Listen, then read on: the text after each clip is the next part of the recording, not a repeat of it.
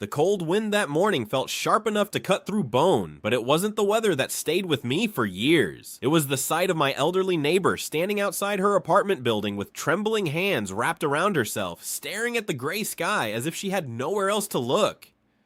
She knocked softly on my door only once, holding back tears that never quite fell.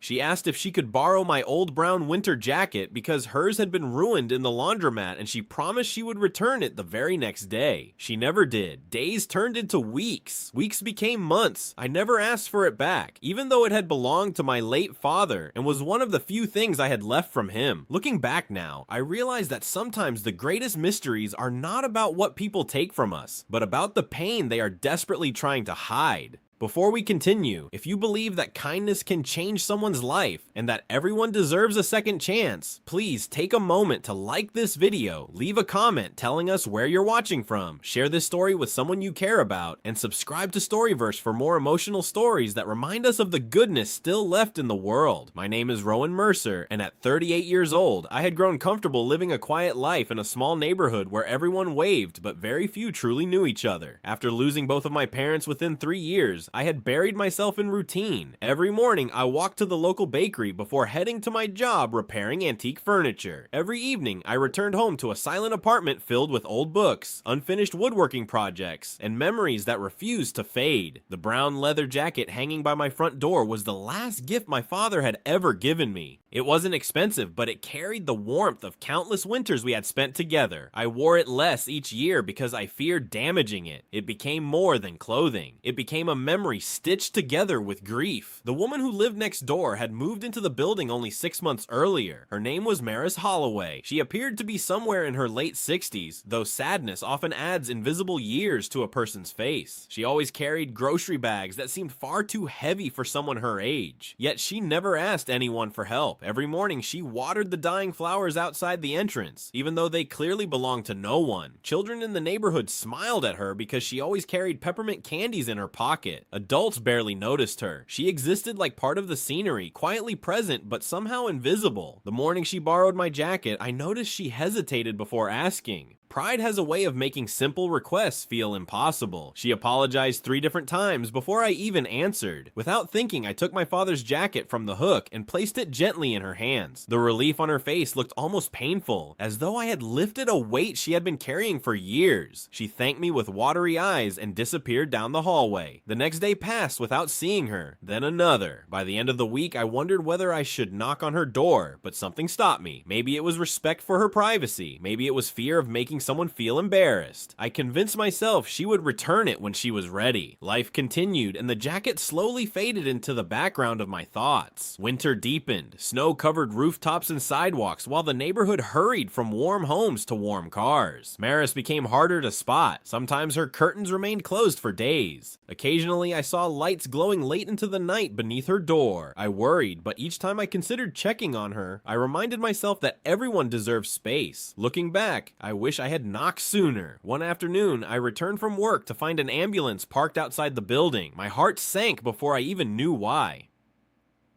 2 paramedics carefully helped Maris into the vehicle. She looked exhausted, her face pale beneath a wool hat that was far too large. For just a brief moment, our eyes met. She smiled weakly and raised a hand, almost apologetically. Then the ambulance doors closed and the siren faded into the distance.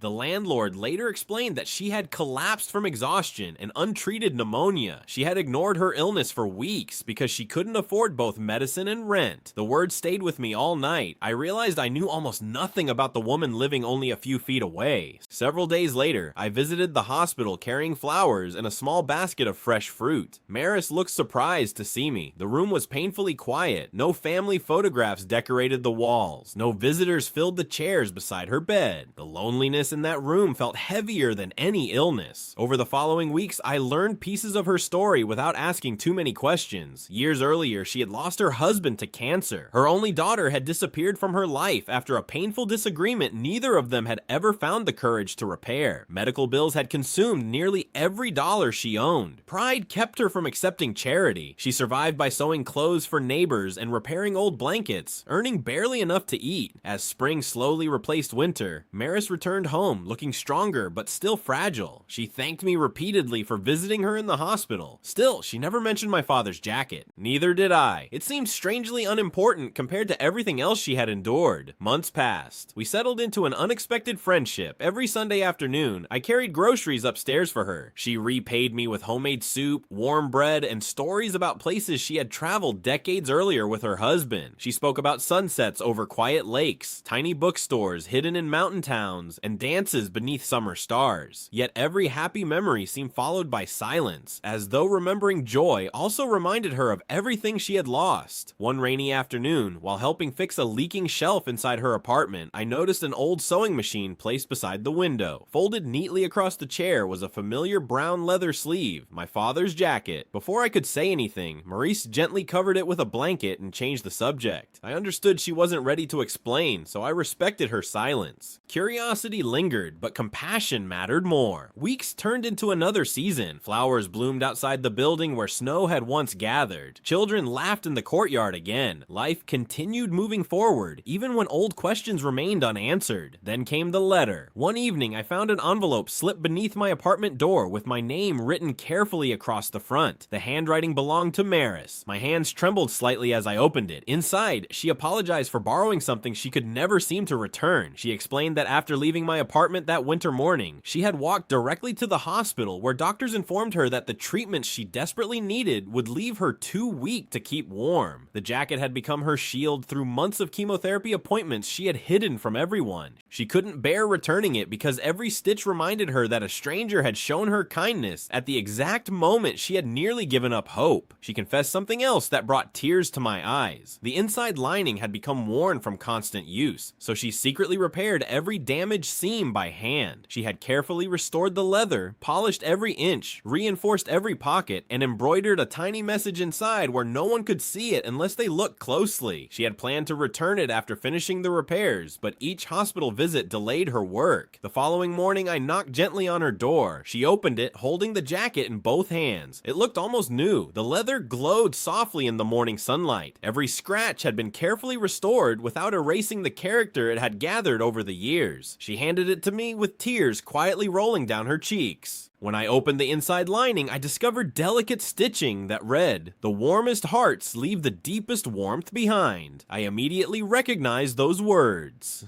My father used to say something nearly identical whenever he helped strangers during difficult times. Somehow, without ever meeting him, Maris had honored his memory in the most beautiful way imaginable. Neither of us needed many words. Some moments speak louder than conversation ever could. Our friendship transformed both our lives. I helped her reopen a tiny tailoring business from her apartment. Neighbors who had barely noticed her before suddenly lined up with coats, dresses, blankets, and family heirlooms needing careful repairs. Word spread across the neighborhood about the elderly seamstress whose hands could restore almost anything. Watching her confidence return felt like watching spring arrive after the longest winter imaginable. At the same time, Maris quietly helped repair something inside me. She reminded me that grief does not disappear because we hide from it. It softens when we choose to share kindness with others. My father's jacket had once represented everything I had lost. Now it represented everything that could still be found. One bright summer afternoon, an unfamiliar woman arrived carrying flowers. She introduced herself as Maris's daughter, Celine. She had discovered old letters her mother had written but never mailed. Reading them convinced her that too much time had been wasted. Their reunion was hesitant, emotional, and imperfect, but it was real. Sometimes forgiveness doesn't erase the past. It simply gives the future a chance. Watching mother and daughter embrace reminded me that miracles rarely arrive with loud celebrations. Most appear quietly through ordinary people making extraordinary choices.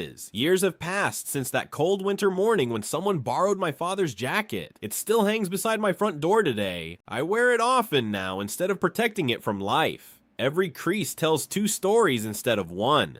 My father's generosity lives inside it, and so does Maris's courage. The jacket no longer belongs only to memory, it belongs to hope. If this story has touched your heart even a little, please like this video, share it with someone who believes in compassion, leave a heartfelt comment, and subscribe to Storyverse. Your support helps these meaningful stories reach people who may need a reminder that kindness still exists in the world.